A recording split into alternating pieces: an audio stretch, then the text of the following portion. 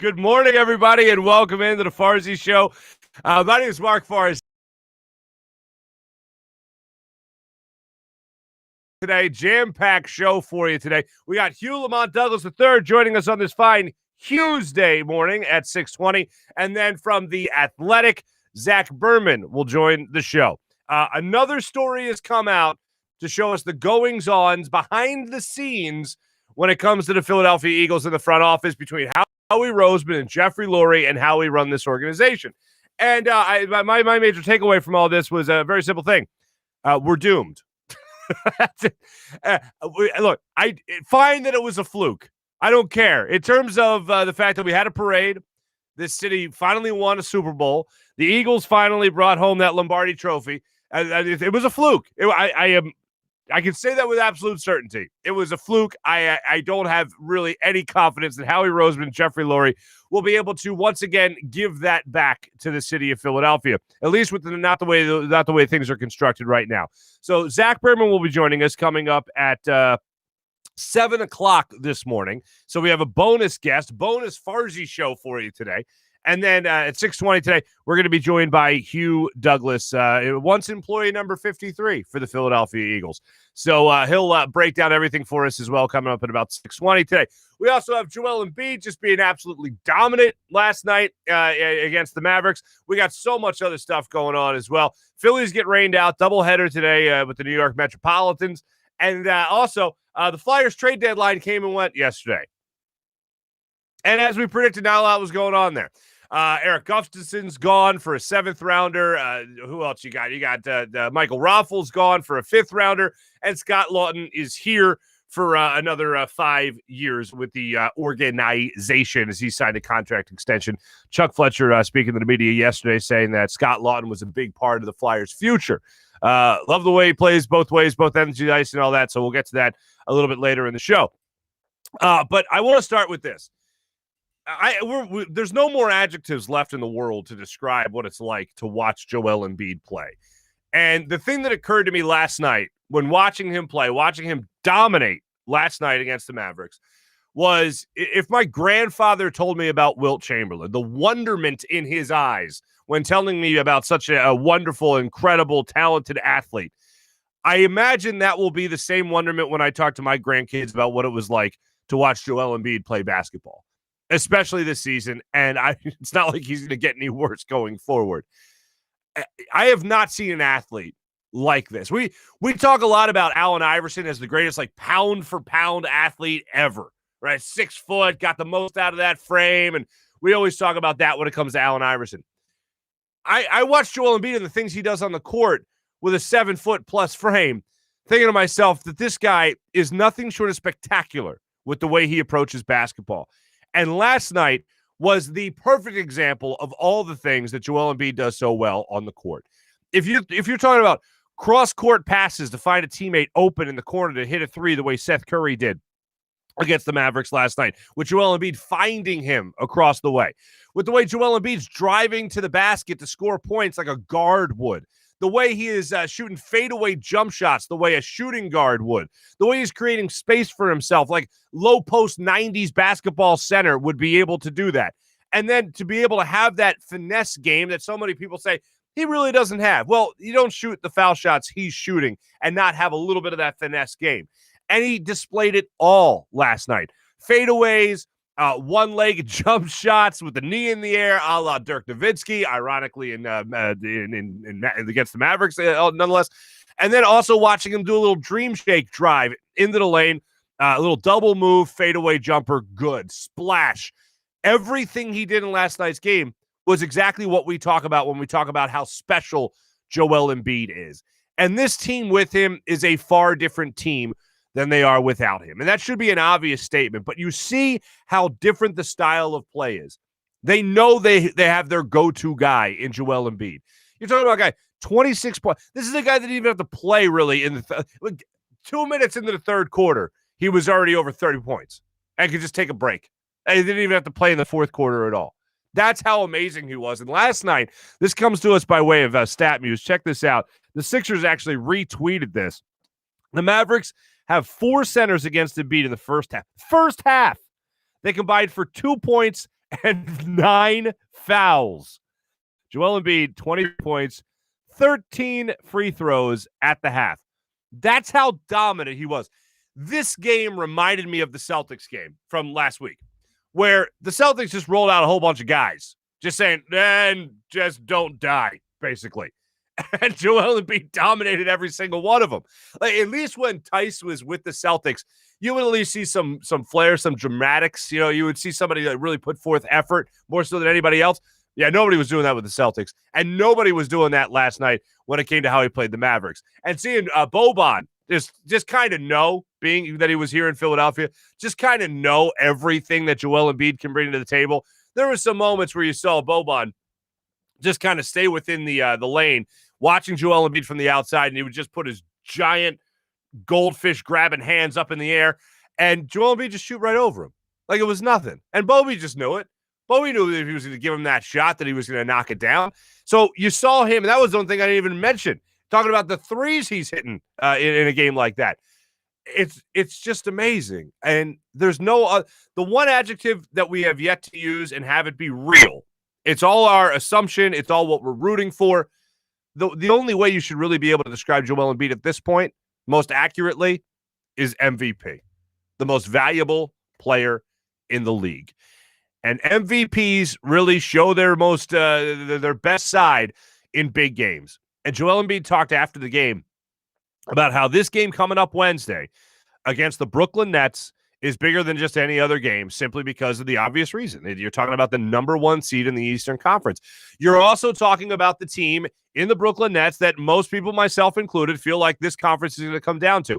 It's going to come down to the Nets and the Sixers. And if Joel Embiid really wants to regain a lot of that MVP form, he already has regained the MVP form, but that MVP regard from the rest of the league and the rest of the pundits out there that'll be voting on the MVP, this is a game he's going to have to dominate coming up tomorrow night, Wednesday night, against the Brooklyn Nets. I can't wait for it. I said yesterday at the end of the show, if you were betting the game, which I did, thank you, Sixers, you won, covered -5. If you bet the game, then big bets, we'll talk about it a little bit more. But when it came to the way he played yesterday, and it came to the way the Sixers team played, I was worried about them looking forward, looking ahead, looking past this game against the Mavericks, and looking at that game on Wednesday night. The fact that they played OKC so well after they got beat up by the Pelicans, they bounced right back against OKC -2 of their starters. And then after that, they bounced back even further with the win they had against the Mavericks last night. They are playing some great basketball the way they should have been playing these last 2 games, going into the biggest game of the season for the Sixers, and that's against the Brooklyn Nets. I can't wait. I can't remember the last time I was this excited about a regular season basketball game. Maybe the opener this season, just to watch this team come to fruition. But that's probably this is the most excited I've been for a regular season basketball game in quite some time. And one of the other things that stuck out to me in last night's game, Tobias, I thought, played well. Ben was aggressive going to the rim. Luka, he wasn't able to contain like he has in the past, so we can't really talk about the defensive stuff from Ben Simmons. But when you talk about just the way this team played as a team, with Seth Curry stepping up, hitting some threes for you, Danny Green stepping up for you, playing rather well defensively last night, and then the maestro himself, Joel Embiid, just another dominant performance. It really does make you feel that this team will be able to give the Brooklyn Nets at least a run for their money in the playoffs. And I never thought the Sixers were going to beat the Nets, but I have thought that they could at least go 6-7 games with them in a conference finals. Wednesday, we'll find out a lot more about this team. But the way they played last night against the Mavericks, the way they were able to do exactly what they're supposed to do against Oklahoma City, and the way they put other teams around the league in the rearview mirror really makes you feel better about what this team can do in the playoffs. They have the other games coming up here against the Bucks, where they have 2 straight games against the Bucks, both in Milwaukee. That'll be another great measuring stick game, but nothing will really compare to the way they're about to play the Brooklyn Nets coming up tomorrow night. Speaking of Ben Simmons, I did mention him earlier. Ben had a little sidekick with him during the post-game press conference. Tyrese Maxey was in there with him, and John Clark of NBC Sports Philadelphia captured this moment and put it out on social media talking about Ben Simmons and what he brought to the table last night. Well, I see how it works is I should tell people this. For those that don't know, during a press conference, if the coach is up there or the athlete is up there, often they'll have like a stat sheet right in front of them, just kind of let them know what went on in the game. So it looked like Tyrese Maxey was looking at that stat sheet, and it looked like Ben Simmons was looking it over as well. You might listen or you might hear Tyrese Maxey say something towards the end of this clip when he relieves the shot that is still something that is on the mind of a lot of people. You know, I had way too many turnovers. Previously in the prior in a few games, but I think overall tonight I did a good job guarding my man and running the team. Defensive player of the year. Yeah, he's not lying. Defensive player of the year, Tyrese Maxey was shouting on the way out there in case you missed it. You gotta love confidence. You gotta love camaraderie. You gotta love one teammate being in the room, albeit a rookie, cracking up Ben Simmons. So the team's in a very good place. I tell you that to tell you this. The team could not be in a better place going in to face Brooklyn and the Brooklyn Nets. So we will continue to react to this throughout the show. We'll have more for you coming up in the Morning Rush segment as well. Let's get into this Eagles story. Here's my issue and my major takeaway. Analytics has a place in sports. And this is also a very general thing about analytics. I believe analytics has a place in sports simply because it's information. And it's good to have information. And you could have more information. I'll take more information. My only real problem with analytics is it's when analytics tries to be in the driver's seat when it should be a passenger. I will always defer to people that grew up in the sport, have the pedigree, whether that be football, basketball, any sport. They have the pedigree because they're able to go on that, and this is what the analytics people will roll their eyes at, that gut feeling. And they're basing that gut feeling on experience and knowing the game and knowing their players. That's something that I think only comes from being in the inner circle of the game, whether that be any major sport, whatever it might, any sport actually. I hate when analytics becomes the driver. And it's like, well, this is what happened in the past, so this will predict the future. Not always. It's not 100%. Let me know when the analytics are 100%, and that's when we'll go with some of your analytics. If there's a high percentage play, and Doug Peterson would talk about this, he would go with it, and that's fine. But I hate when analytics becomes the driver because you hire a coach for a reason. He hires his staff or should hire his staff for a reason. You drafted a player, brought in a player for a reason. Let the coach these guys up. And I think that is one of the greatest things, probably the greatest thing that Doug Peterson was able to do. Coach up players to the point of winning a Super Bowl with a backup quarterback. All right. And then going back to the playoffs again after your franchise quarterback was hurt again. And then that same backup quarterback was able to take you to the playoffs again.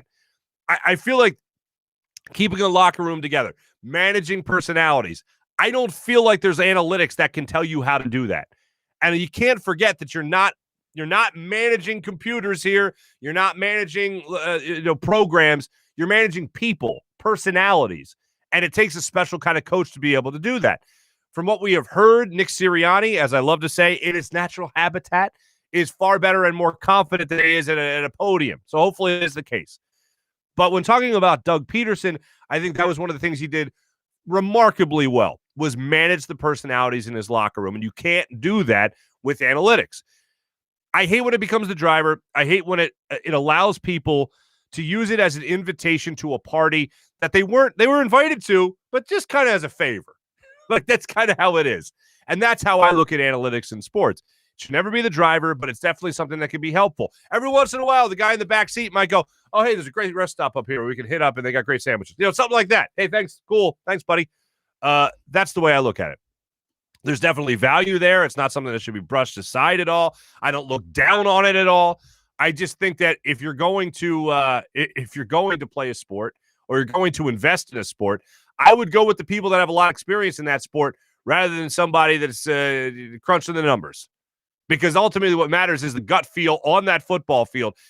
It's hard for analytics to tell you how one of your football players is feeling at any given moment. It's easy for a coach to do that if he has any semblance of his finger on the pulse of his team. And that's why I think Doug Peterson was such a successful coach here in Philadelphia, is he could do that with a whole slew of different players, as he proved in that Super Bowl run. With that being said, reading this article again in The Athletic, and again, we'll talk to Zach Berman coming up at 7 o'clock today. So a little bonus show for you today. One of the things that really jumped out to me was how analytics seemed to be forced upon Doug Peterson. The other thing that jumped out to me was how Doug Peterson was remarkably micromanaged throughout his time here in Philadelphia. And there were some things that came out in this article that we saw in Jeff McClain's piece in Inquirer.com a couple of weeks ago. But the one name that came up in this article that I hadn't really heard about in terms of in-depth, how people perceived this guy. I'd only seen his name really in the media guides, and whenever they would talk about the front office, his name would come up every once in a while. But really, you didn't know much about him. And that's Alec Halaby. And he works directly under Howie Roseman.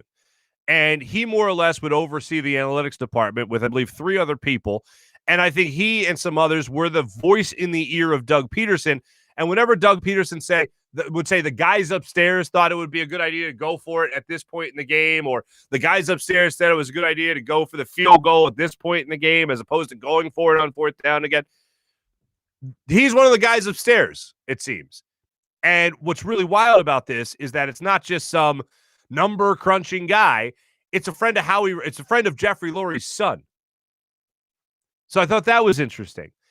I also thought it was interesting that Howie Roseman and Jeffrey Lurie are every bit of a 2-man powwow that we really thought. Jeffrey Lurie runs this team. He's not just some financial backer for a football team. He runs this team. If he feels like he wants to stick his nose in football operations, guess where his nose is? Right in football operations. Howie Roseman has become the most essential of essential workers to Jeffrey Lurie. And if you take a step back for a second, and you just think, well, I hate Howie, he sucks at drafting, can't draft wide receiver, whatever you want to say. Think about this for a second. And this is what I'll always default to when it comes to the relationship with Jeffrey Lurie and Howie Roseman.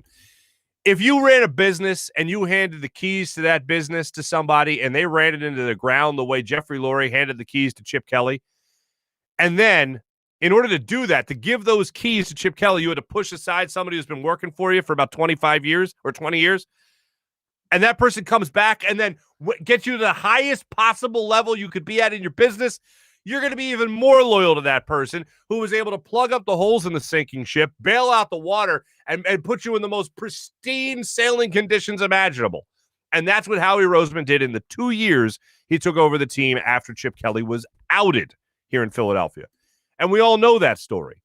But we're all tired of it because none of us really have confidence that Jeffrey Lurie and Howie Roseman will be able to do that again. And when you talk about that year, whether or not it's a fluke, sure, you can say, and I do say, hey, you know what? It gave us the Super Bowl, so hey, I'll take it.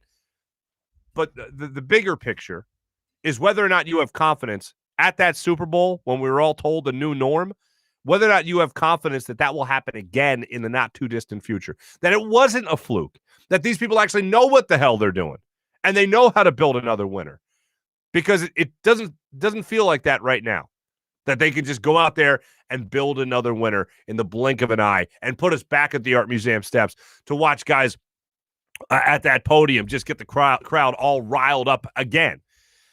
And it's crazy to think this. If you really think about how poorly run this Eagles organization is, let's take a look at the last 3 years of stories here following the Philadelphia Eagles. And it goes beyond the front office. Think about all the stories that came out about Carson Wentz and what kind of teammate he was. And he was a franchise quarterback here. He was a guy they traded up to get to help put them on that Super Bowl track. If you would have told me, standing at the foot of the Art Museum steps where I was on parade day, if you would have told me, hey, that guy right there, he's not going to be here. Who, the guy that was the MVP of the league more or less this season? Oh, yeah, he's gone. No way. Carson Wentz? Yeah, hey, that Super Bowl winning MVP, that quarterback right there, Nick Foles, he's going to be gone too in 3 years. What? That's crazy. That Super Bowl winning coach is just talking about the new norm. Yeah, he's only got 3 years left. He's gone after that. What? Well, that means Howie's gone too, right? Oh, God, no. What are you, an idiot? Like, that's kind of the way the conversation would go.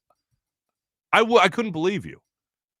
That you would have told me, if you would have told me that this would have been blown up and a new head coach would be in here, you'd be going after, you already have a new quarterback as your franchise guy for at least this year, that the franchise quarterback would be gone after also signing a huge contract and you take the biggest cap hit in NFL history, and the MVP of the Super Bowl wouldn't even be your quarterback?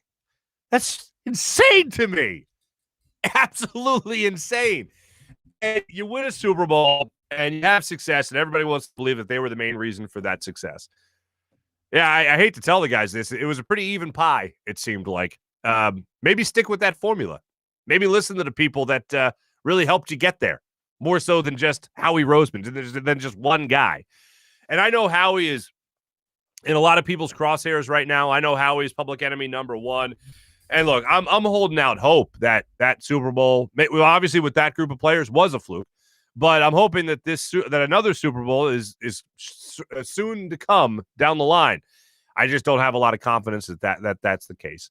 And after reading this story from Zach Berman and Bo Wolf and Shio Kapati on The Athletic, which is a great story. It's a long read, but it's a great story, where they took 2 months to study the inner workings of the front office. My main takeaway is we're doomed. I don't really feel like we're going to experience another Super Bowl run in Philadelphia. And I hope I'm wrong. I hope most of us are wrong. But I don't think we're going to see that with this current regime. And Jeffrey Lurie's not selling the team. So it's going to come down to Jeffrey hiring somebody else that he trusts more than Howie Roseman to run the organization.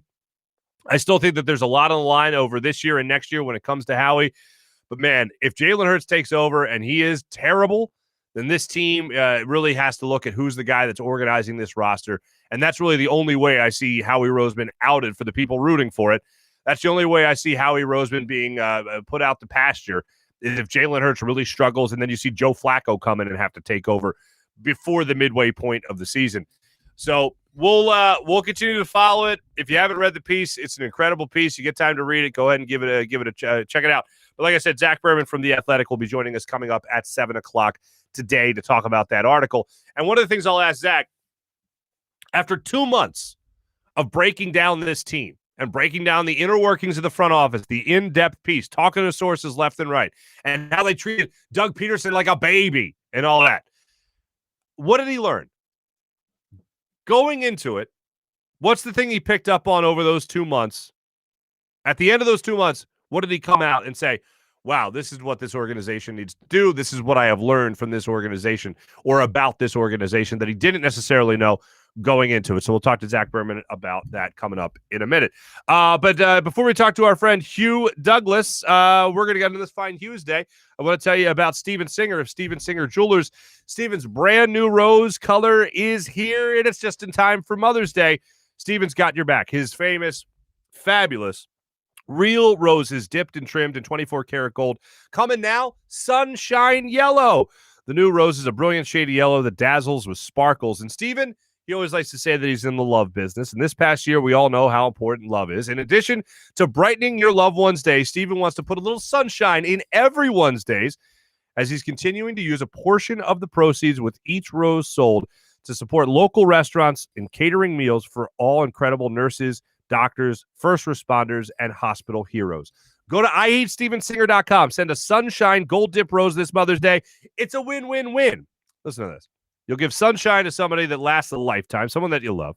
You'll be supporting local restaurants, and they need our support, and you'll be doing it by thanking essential workers as well. And you'll feel good doing it. Win-win-win, as a matter of fact. You can't go wrong. They come in with a lifetime guarantee, free personalized gift message, and fast and free shipping. Simply say I love you and honor Mom on Mother's Day. Go to IHateStevenSinger.com, the other corner of 8th and Walnut. One place, one price, Steven Singer Jewelers. Without further ado, let's continue the football conversation. We got some more Sixers conversation we're going to get to. And, of course, I'll weigh in on all things Chuck Fletcher and the Flyers trade deadline when we finish our conversation with Hugh Douglas. Without further ado, joining us on the Zatos Investments guest line, our good friend Hugh Douglas.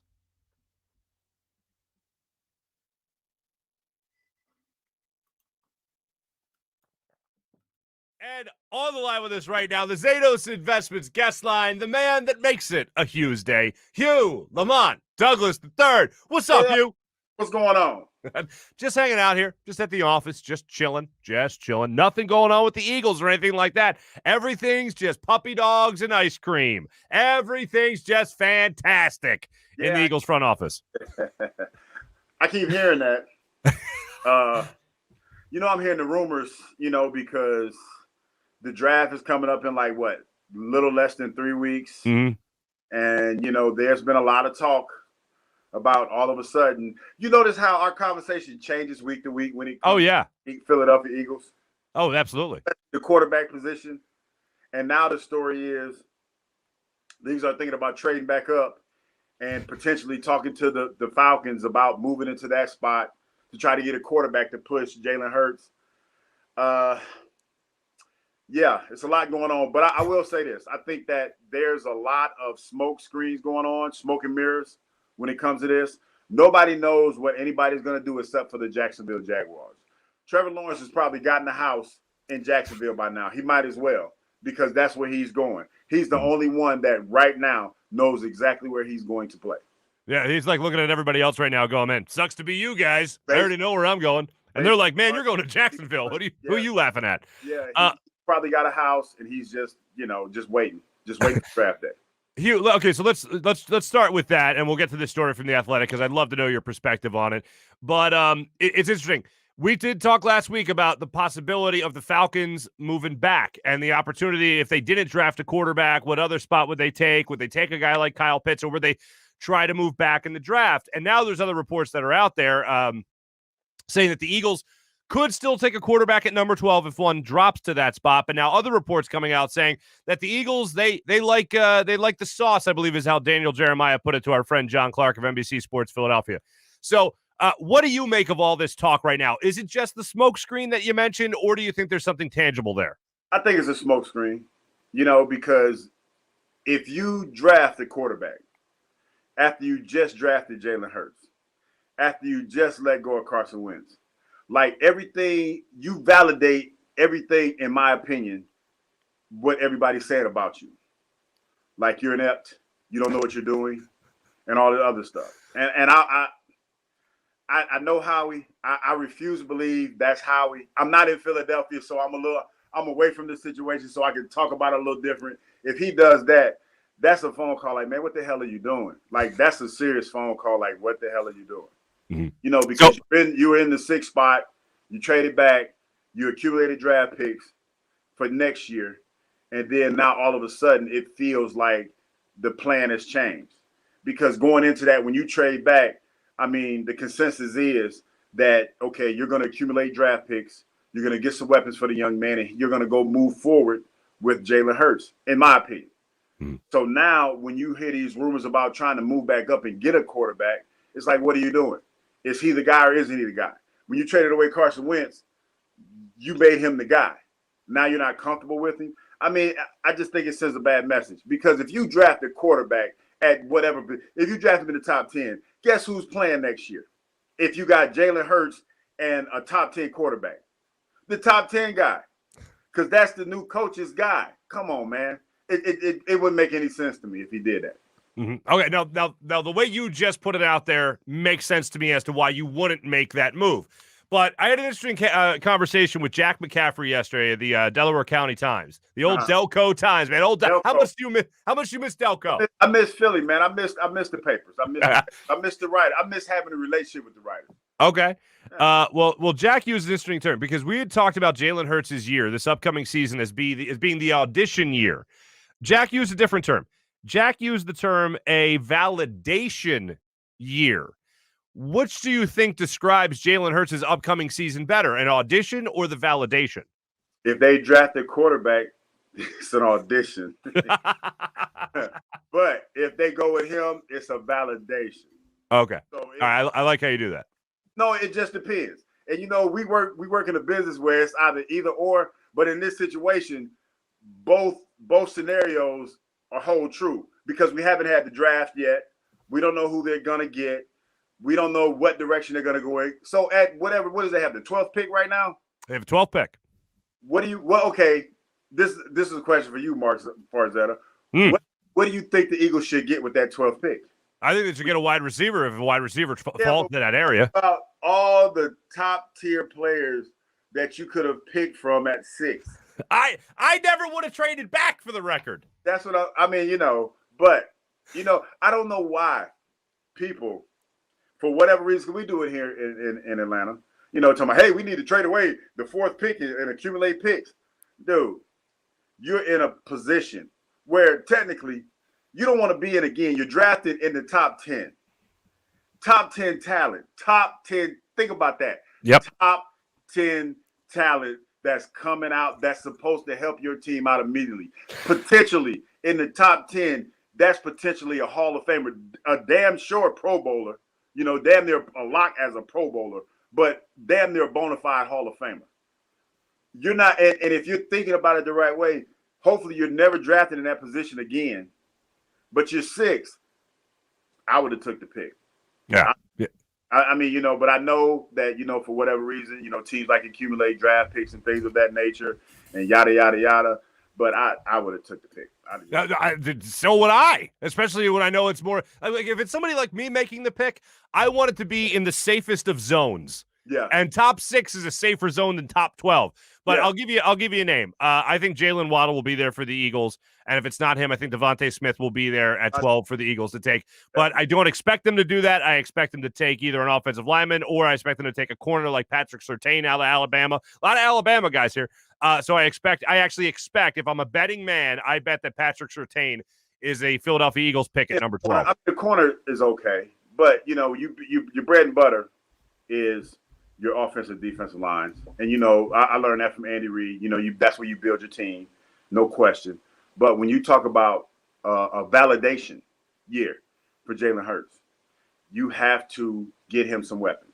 You have to get him some guys that are going to make his job a whole lot easier instead of running around scrambling for his life, trying to wait till somebody gets open.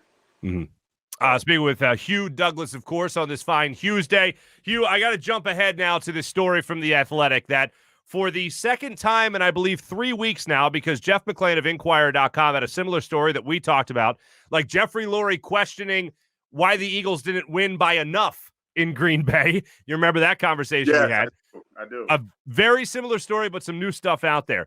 And what it did was really highlight 2 things: the inner workings of what goes on at the NovaCare complex, and then also the place of analytics in sports, with Jeffrey Lurie being very much an analytical guy, very much investing with that, in that with his franchise.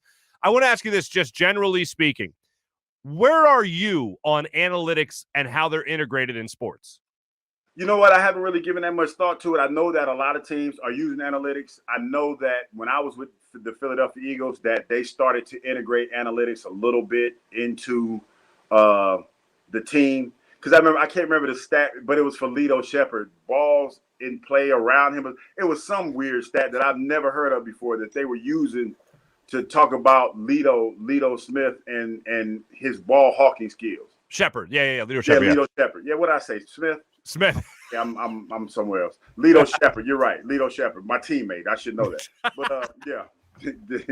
But yeah, they were using something to talk about his ball hawking skills. Something. It was a stat that I never heard of because the only thing I think about is corner. How fast can he run? Can he make interceptions? But when you think about it, Mark, especially in football, analytics plays a huge part in it. When you talk about certain percentages as far as down and distances are concerned. And you hear coaches always go to it when the numbers tell them they should run this play, and then the play doesn't work, and they always defend the play because it says, well, analytics tells us that in this situation, this play works 85% of the time or stuff like that. So it's definitely integrated into sports right now. And here's where I'm at on it. I think that analytics overall is good, but I don't think analytics should be the end-all, be-all, because all analytics are, if you really think about it, it's just information. It's here's what's happened this percentage of times in the past. This is what it's stats, and we've always used stats. However, I get the sense that analytics have become an invitation for somebody to go to a party that they really should not be invited to.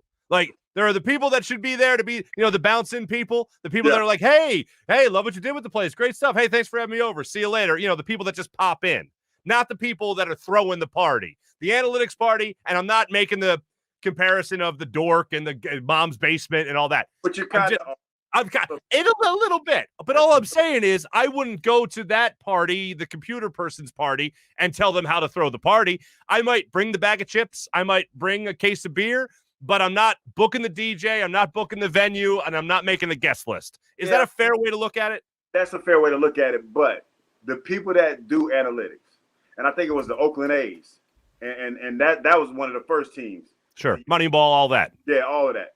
So it has a place.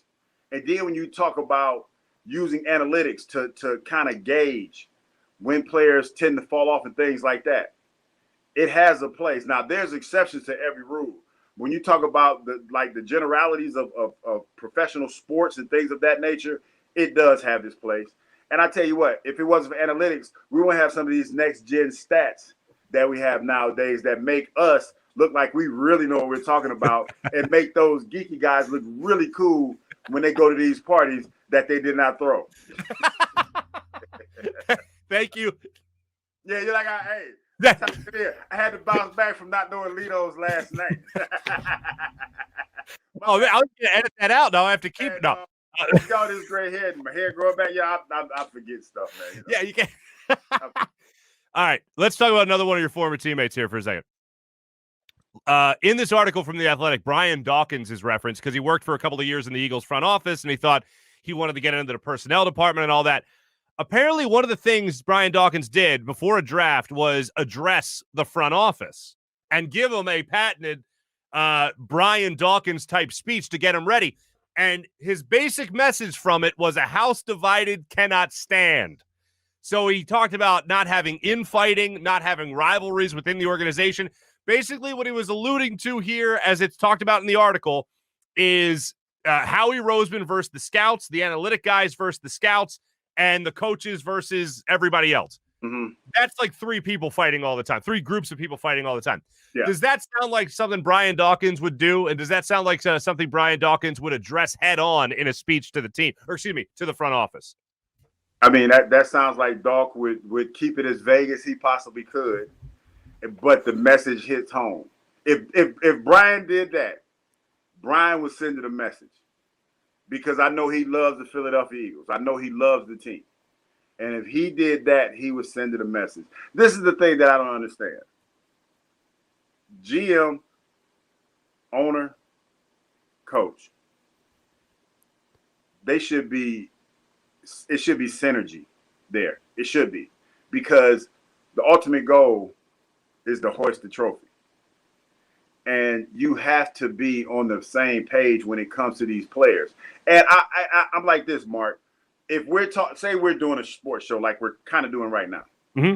and if I'm stronger in football, then normally you would defer to the football guy.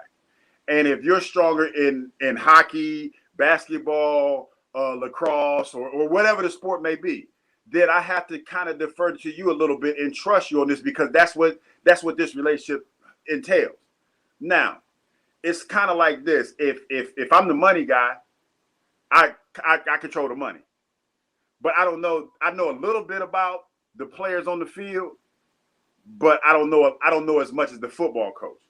That's just like the equipment guy. You know, the equipment guy knows the equipment. He knows how to make the equipment work and all this other stuff. I can't go around telling the equipment guy how to do his job if I don't know nothing about it. So it's a relationship where you have to have mutual respect for one another. And you sometimes, if you feel strongly about something, you got to defer to somebody because he's the actual person that's cooking the meal, the coach, and putting these people in position to be successful. Now, I know you're the money guy, and your job is to make it work, make it fit, make the money make sense with the player. But when you start doing stuff like trying to tell the coach, the guy that's actually coaching these guys every day, how to do his job, then it's like, dog, you need to sit your butt down and let me do my job. Like, you know what I'm saying? Let me do my job. All right. Let me ask you this then. We've talked about this before. You came to the parade in Philadelphia when the Eagles won following the 2017 season, the year 2018. You came to the parade. What if I would have told you, Hugh, in that parade, if I would have seen you that day and I had pulled you aside and I would have said, Hugh, I'm from the future. All this is over. The quarterback will be gone that won you the Super Bowl. The quarterback that was the MVP en route to this Super Bowl will be gone. The coach will be gone. Mm-hmm. Most of the coaching staff, as highlighted in the article on The Athletic, gone. The only person that stays here is Howie Roseman. What would you have said to me? I would probably say that sounds about right. Listen, I look at my Twitter feed. I follow a lot of people from Philadelphia. So I don't know what's going on, but damn it, I know what's going on. Yeah. You know what I mean? I don't know exactly what's going on, but damn it, I know what's going on. All right. So Howie is a survivor. Howie is public enemy number one. And Eagles fans can't for the life of themselves figure out why the hell is he still here? What does he have? What does he have on Jeffrey Lewis? I know. I get it. I don't know. And now, listen, and this is the thing, Mark. If they trade back up and try to get a quarterback, if they do that, then they're really going to kill Howie. Howie's going to, you might as well bring forth the sacrificial lamb because he's going to get killed. If he does that, then he looks like Howie's my boy. He looks stupid. He looks real stupid if he does that.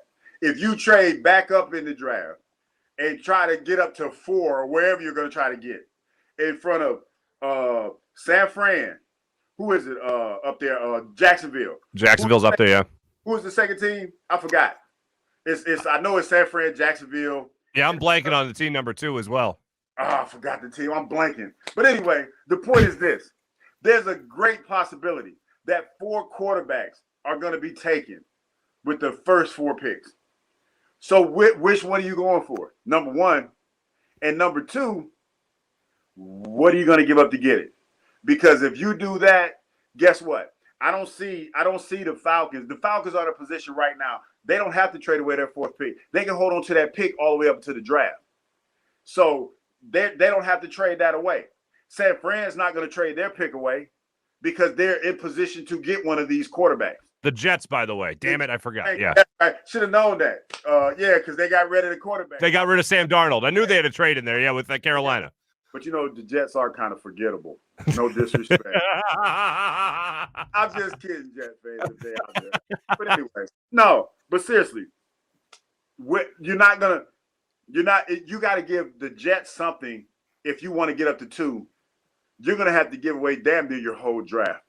That's how I would fleece you. If that's what you wanted, if you want my pick, then you got to give me those 3 picks you got for next year, this pick you got this year, and I want a 2nd and maybe a 3rd. And your firstborn. You're making nothing but sense, my friend.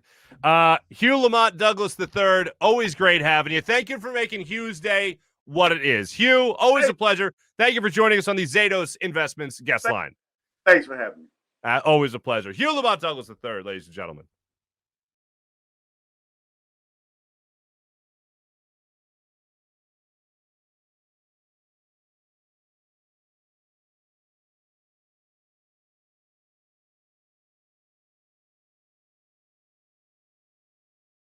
My apologies, ladies and gentlemen. Just got distracted by Hugh's greatness, basically. It did dawn on me, and of course, Hugh Douglas joining us there on the Zatos Investments guest line. I've been searching for the right analogy when it comes to analytics because it's not like I don't respect analytics. I do respect analytics, but I just don't think it should ever be in the driver's seat. And I know that's kind of the easy analogy, but I think the one that's more appropriate is the party analogy that I made there with Hugh, saying that, yeah, they're invited, but they know they should just kind of stop by, shake hands, say hello, bring the bag of chips, maybe bring a pizza, and then, hey, this is great. Thanks for having me over. Boom, gone. Maybe like the hour people, the people that stop by for an hour, not all night. I'll leave the football people to staying all night. But anyway, my thanks to Hugh Douglas for joining us on the Zatos Investments guest line. Coming up in a minute, we're going to talk to Zach Berman from The Athletic about all things Philadelphia Eagles. But before we go any further on the show, I do want to mention this. You can check out our friends over at Philadelphia Sports Nation, a local Philadelphia sports site covering your favorite teams across blogs and social media. PHLSportsNation.com. Make sure you check them out. Philadelphia Sports Nation, enhancing your Philadelphia sports fan experience. Coming up a little bit later in the show, we have our big bet segment. As always, that's brought to you by DraftKings Sportsbook, America's top-rated sportsbook app, putting you in the center of the action with a chance to turn $1 into $100 in free bets. How can you do that? Well, you can turn $1 into $100, and simple and easy. Pick any basketball team to win their next game, and if the team that of your choosing hits a 3, you can bring $100 in free bets home. That's 100 to 1 odds on the team of your choosing to hit a 3, and they don't even have to win.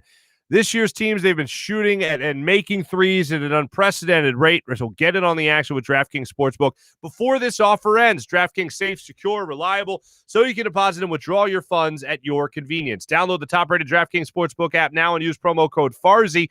That's promo code Farzy when you sign up to turn $1 into $100 free bets. If your basketball team simply hits a 3. That's promo code Farzy to turn $1 into $100 in free bets for a limited time only at DraftKings Sportsbook. Must be 21. Present in Pennsylvania. New customers only. Restrictions apply in partnership with Meadows Racetrack and Casino. See DraftKings.com/sportsbook for details. Gambling problem? Call 1-800-GAMBLER. And how about Zatos Investments? Just dominating the Philadelphia real estate game right now. They're an up-and-coming luxury real estate and development and investment company in the Philadelphia area. They design and develop top-of-the-line custom homes all around the city, ranging from small single-family rehabs to ground-up new construction townhomes and condo buildings. Zatos works closely with their private investor base to provide them with substantial returns on their investment, ranging from 20 to 40%. These guys are, like I said, just crushing it in Philadelphia right now. To see some of their properties and learn how you, too, could invest with Zatos, reach out to them at info@zatosinvestments.com or simply visit zatosinvestments.com. And how about this app? Ladies and gentlemen, if you haven't gone to the App Store to download the FanUp app, you are missing out on all the fun. You can win cash. You could get points, rise on their leaderboard, win brand prizes. I've mentioned the pair of Jordans they gave away, a Louis Vuitton bag, a Peloton, all sorts of incredible stuff you can win with the FanUp app. Just download the FanUp app now. The days of playing fantasy sports alone are over. You could squad up with your friends. I'm doing it with my friend. It's absolutely awesome. You can play FanUp, super fun daily and weekly contests, answer fun questions, and like I said, rise on that leaderboard. Any day, any week, any season, you could be the real MVP. Download the FanUp app in the App Store. Use promo code FANUP. That's promo code FANUP to get 2,000 bonus points right out of the gate. That's FanUp. May the best fan win. I realized something in talking to Hugh and all the talk we do about Howie Roseman. Real quick, I just want to reflect on this. Thank you again, Joel Embiid, for being so amazing, for taking our mind off the stories that have come out over the last 3 years about our Philadelphia Eagles. And if you want to know whether or not your team is an awful, terribly run franchise, I mean, let's just follow the bouncing ball one more time. You sign a franchise quarterback, you trade up to get him. And within 3 years of being the MVP of the league before he got hurt, always have to throw that in there, he's just dismantled. And I don't blame the city of Philadelphia. We didn't run Carson Wentz out of town, anything stupid like that. I blame the Philadelphia Eagles for mismanaging that situation and not knowing how to handle a franchise quarterback. And that comes to the coaching staff. That comes to Howie Roseman. That comes to Jeffrey Lurie, giving him the keys to the castle and then kind of swiping them away. And then you think about all the stories that have come out about just how this organization is run between Howie and Jeffrey Lurie and the analytics department, and how the analytics department didn't get along with the football department and all this other stuff. This sounds like an awfully run franchise, and I'm looking forward to hearing Zach Berman answer the question. And it's the last thing I'll ask him. What he learned the most after a 2-month in-depth deep dive into how this organization is run. From talking to people involved in it, from stories about Brian Dawkins that we highlighted with Hugh Douglas there a second ago. I'm really looking forward to the insight Zach Berman will be giving us coming up in the top of the hour. Real quick, I do want to do our social media check-in brought to you by the great people of Steak and Maine and steakandmaine.com in the heart of Northeast Maryland. Make sure you guys check out Steak and Maine whenever over in that area. Loving the people commenting today on our comments in our comment section here on YouTube. You too good to us, Farzy? I don't know what I did, Brett, but I try to be as good as I can to everybody, I guess. It won't be a long time. Wait. We won't be there a long time. I think that's talking about Philadelphia, the Eagles. Way to brag about being the stairs. Yeah, I was at the stairs of the art museum. No big deal. I was working. Thanks for checking in, Brett. Taylor's checking in. The more I'm talking, the more they're talking about freeing Zach Ertz. Yes, please. I love Zach Ertz. I don't want Zach Ertz to go anywhere. I still think he is going to end up on another team next year. But I wish he could stay here in Philadelphia. But yeah, free Zach Ertz. I'm on that. Pete Norman. Eagles used to be fun. Remember that? Yes, Pete. I do remember that. Thomas was telling Hugh to preach. Mac is saying Howie is drunk with power. Survivor. Man's a survivor. James checking in. I feel like he would drop instantly and go in the fetal position. Hugh wouldn't even have to take a step. Oh, that's if Hugh and Howie were going to fight. Yeah, I agree. Hugh versus Howie, world star fight in April. Thank you for checking in. A lot of people. Marc asked DraftKings what the odds are on the fight. Okay, so here's what's happening in our comment section on YouTube. A lot of people want Howie Roseman and Hugh Douglas to fight, and they're even suggesting it's for charity. I can get behind that. I know a couple of fight promoters that would love to do that. What else do we have here? Taylor, I'll translate Taylor's comments. JT Real Muto, I want him to play well against the Mets too. I can't use the verbiage you did, but you get what I'm saying here. What else do we have here? Matt's checking in. Farzy, Temple guy here too. I know this is random, but I wish Matt Rule was the Eagles coach. What are your thoughts on Matt Rule? I'm fine with Matt Rule. I was brokenhearted because I really liked Matt, and I got to know him a little bit while he was at Temple, did a couple of events with him, and I hated that he left for Baylor. It's just one of those things now, unfortunately. I wouldn't mind him being here in Philadelphia. I am willing, despite the press conference shortcomings, folks, I am willing to give Nick Sirianni a chance here. So we'll see how that goes. Sounds like a high school lunch table drama. Mac, you're exactly right. That's exactly what it is. Whatever you want, whatever analogy you want to throw the way of the Eagles front office and the way this organization's run, it does not seem like a Super Bowl championship is around the corner for the Eagles, and that's the most disheartening thing. That was a social media check-in brought to you by our friends at Steak and Maine at steakandmaine.com. Now time for our morning rush that I'll get to quickly, even more so than regular rush standards here, as we'll get to our friend Zach Berman coming up in just a second. A couple of things from our morning rush segment. One, go back to it. Joel Embiid's incredible. Reflect on the NHL trade deadline. Came and went yesterday. Chuck Fletcher, I really think did all he could have done. I do look, though, at Eric Gustafson, and I do look at Michael Raffel, and I think about moving those guys and getting back a 5th and 7th round pick in return when you traded those two. And I think about what you could have gotten. I guess the money's too much when it comes to a guy like James Van Riemsdyk. I didn't expect Travis Konechny to be moved, especially after a down year for him and the big contract he signed before last year. So I just look at the fact that they made some moves. I'm amazed that he even traded Eric Gustafson for anything, albeit a 7th round pick. I wasn't expecting a big splash. I don't know anyone in the NHL that's going to go banging on doors for James Van Riemsdyk. I don't know anyone that's doing that. I don't know anyone that's saying, yeah, I'll give you something for Eric Gustafson. Chuck Fletcher made the move. How about that? I didn't even think you get a 5th round pick for Michael Raffel, and you got that. So all in all, for what I really expected, it wasn't much, and Chuck Fletcher didn't do much. So he pretty much did exactly what I expected. But I'll say this. The thing that came out to me, really jumped out to me in his press conference, was this isn't going to be some, hey, I'm going to side with the players here and bring in a new head coach next year. This is something that he is solely putting on his players. And if he's putting it on the players, then he's kind of putting it on himself for not getting good enough players to surround this coach with talent. And I really like Alain Vigneault. I don't like how much he has shuffled the lines throughout the season. I know that's the first thing a lot of coaches do. And Alain Vigneault is a great coach. We've talked enough about bringing teams to the Stanley Cup Finals enough times in his career to prove that he's a good head coach. But that's one thing, if I could change about him, is that I don't think he trusts his players to figure it out on their own enough. I think he's trying to shuffle things up every chance he gets where it's a little too much tinkering for my liking. I still like him as a head coach overall. If I had to pick one thing I don't like about him, that would be the one thing. But overall, your heavy hitters in this lineup have gone through awful slumps throughout the season, whether that be Claude Giroux, whether that be Travis Konechny, whether that be James Van Riemsdyk, whether that be Sean Couturier, Kevin Hayes. All these guys are supposed to be the heavy hitters that keep you consistent. And the most consistent of all of them has been Claude Giroux, as Alain Vigneault pointed out last week. But you need more firepower. I don't know how they do it. It's not Scott Lawton getting a contract extension. That's not going to do it. But you need your Travis Konechnys of the world and your Kevin Hayes of the world to be heavy hitters every single year to rely on for that offense. And you certainly need your goaltender, Carter Hart, to play 1,000 times better than he played this year. And I still believe a great goaltender is within Carter Hart.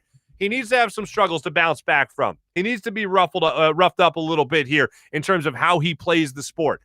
Maybe, playing so well for as long as he has throughout his career, then getting to the NHL, having that immediate success, and then having some struggle will benefit him in the long run. Ultimately, I think it will.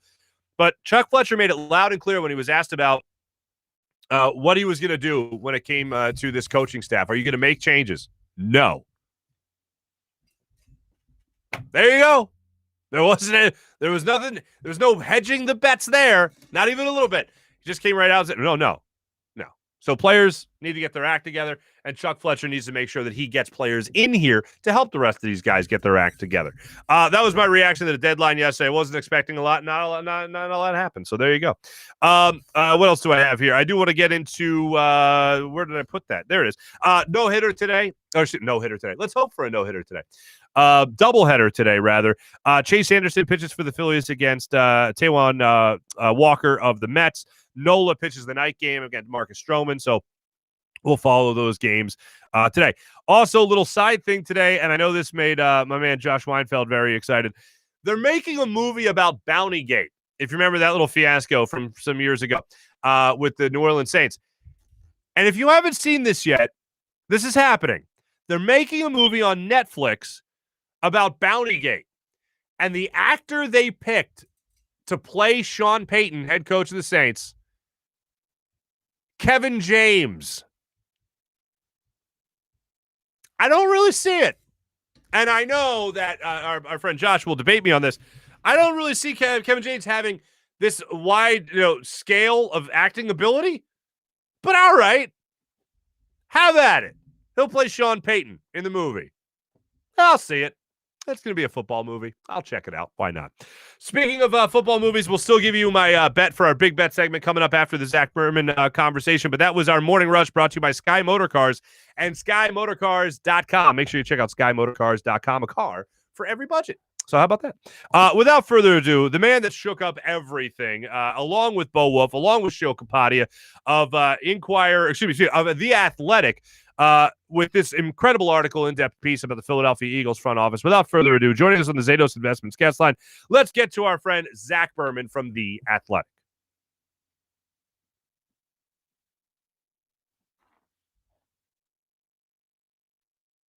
And now joining us on the Zatos Investments guest line, a man who was a big part of a big story that came out on The Athletic yesterday, highlighting all the stuff going on, or rather lowlight all of the stuff going on in the Eagles front office. Worked in collaboration with Bo Wolf and Shio Kapadia of The Athletic. From The Athletic, Mr. Zach Berman joins us. What's going on, Zach? Hey, I'm doing well. Thanks for having me on. My pleasure. Thanks for coming on after your incredible story that came out yesterday on The Athletic. If you guys don't have a subscription to The Athletic, just go ahead and do that right now for yourself. But, Zach, here's my takeaway. And tell me if I'm overreacting just a little bit. We're doomed.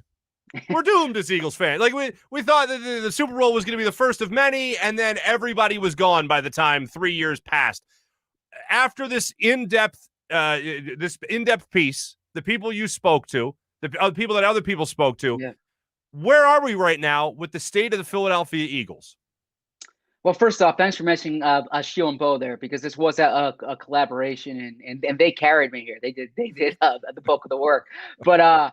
No, I don't think the Eagles are doomed, to be frank with you. I think that they're and I know some people could have that takeaway. That's not the takeaway I have. The takeaway I have is that the issues that they must improve, that they must rectify, are more of the relationship variety, right? It's the type of thing that doesn't have to do with building a football team. It's the type of thing that has to do with like a workplace environment that we can be talking about, not just in the NFL, but in all different fields. And it's really, how do these different departments work well together? How do they have relationships such that people feel empowered, that there aren't these rifts, or that there's not animosity? So really, I think that's what must be rectified more so than anything that has to do with building a football team, because like you said, they've done that before. They've won a Super Bowl. They've made bad decisions in recent years, but I think this is more about the process and what goes on behind the scenes than like the actual people in place. One of the things that you highlight in the article is that kind of, ironically enough, that 3 people worked on this story about collaborating, as you and I spoke before the interview. Yeah. But one of the things that stuck out to me was the idea that Howie seems to have these one-on-one interviews a lot, and then kind of takes the information from that to make his own decision. And sometimes that decision takes everybody else that he interviewed one-on-one by surprise. So how would someone even try to improve to make everybody feel like they're part of the decision? Yeah, that's a good question. And look, it's easy for me to write something. It's harder for me to execute it because I'm not a manager, obviously.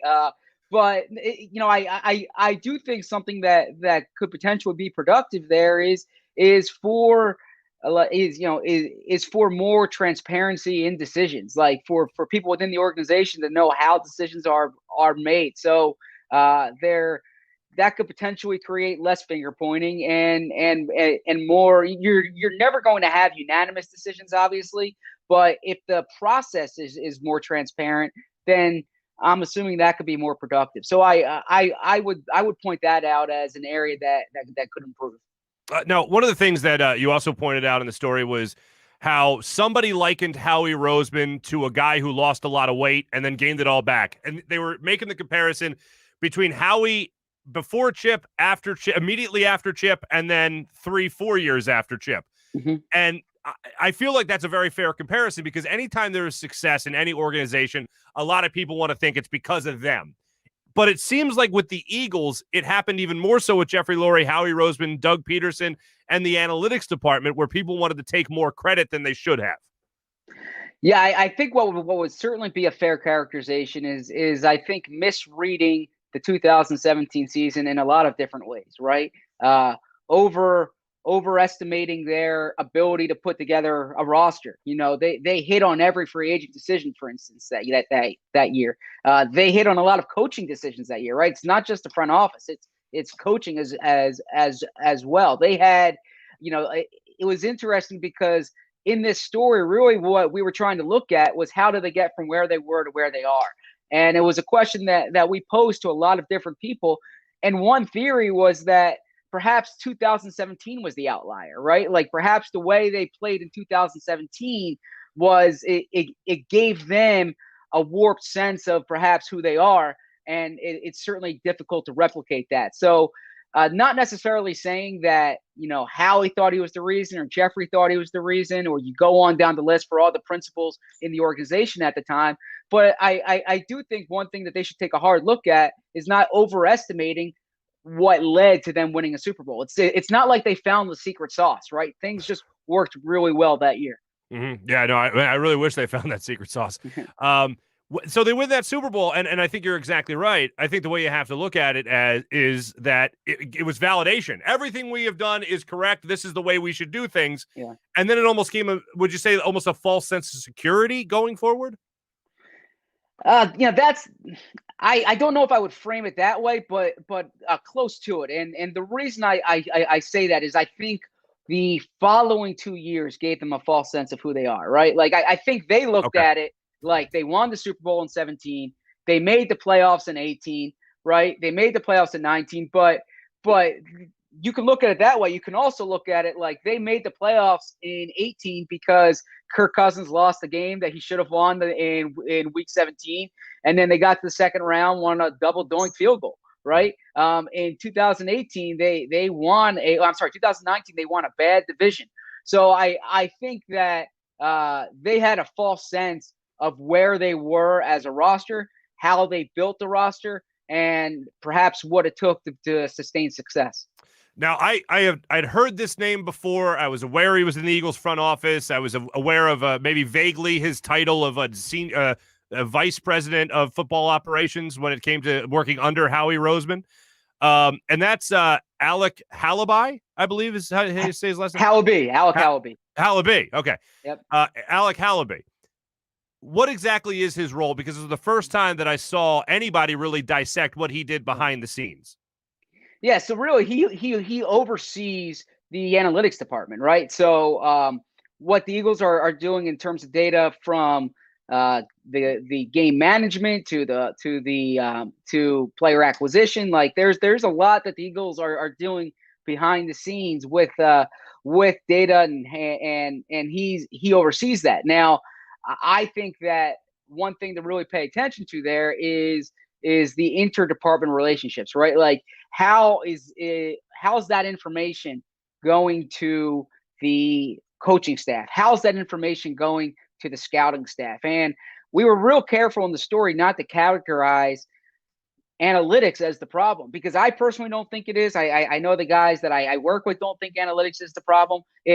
But it's all about how you apply it, and the relationships are where are really important there. So you need to get it to a point where, whether it's the coaching staff or the scouting staff, they work much better together than they already have. Mm-hmm. Aside from that, the other thing that really jumped out at me was how much Jeffrey Lurie is really running things in this organization. And it should be obvious because he's the owner, but not every owner is this involved with football decisions, it seems. And it really does seem like maybe steering the ship is too strong an analogy, but it certainly seems like he has his hands on his wheels more often, or on the wheel more than we thought. Well, yeah, I mean, Jeffrey Lurie's involved. He's never been an absentee owner, and that, I hope publicly there hasn't been that perception, because if it is, then the media hasn't been portraying it correctly. But I certainly think it's fair to say that in the past few years, he's been more involved. Certainly post Andy Reid, post Chip Kelly, I would think that's fair to say. Now, in terms of his involvement, I don't want to overstate it. I don't think Jeffrey Lurie is picking who the backup right guard is, right? But I also don't think Jeffrey Lurie is like sitting out some of these big discussions, and he's very involved in the draft. He watches prospects. He's in the draft room. He has opinions. And so that is how I would characterize it. And I don't know if that's necessarily a bad thing. Like, there's a difference between the Jerry Joneses of the world, where the owner has full control, and then the way, for instance, maybe Daniel Snyder's been characterized, where, I think Jay Gruden said he comes off the yacht and says, pick the quarterback, right? But so if Lurie's somewhere in between, but what you have to figure out is what decisions is he influencing, how is he influencing, and what is he bringing to influence it? Like, is it just his title, or is he bringing a certain type of critical analysis that could help them make those decisions? All right, a couple quick ones for you here. If I would have told you 3-4 years ago in front of those Art Museum steps that the MVP wasn't going to be here, the Super Bowl MVP wasn't going to be here, the potential MVP of the league wasn't going to be here, the head coach wasn't going to be here, the only guy really standing was going to be Howie Roseman left, and the Eagles would be coming off a 4-11-1 season, what would you have told me? I would have been surprised by that. Certainly, I would have been surprised a year ago if you told me we'd be sitting here without Carson Wentz and Doug Peterson in place. So certainly that has caught me by surprise. And I think, frankly, too, like a piece of feedback I've been hearing is these types of articles coming out.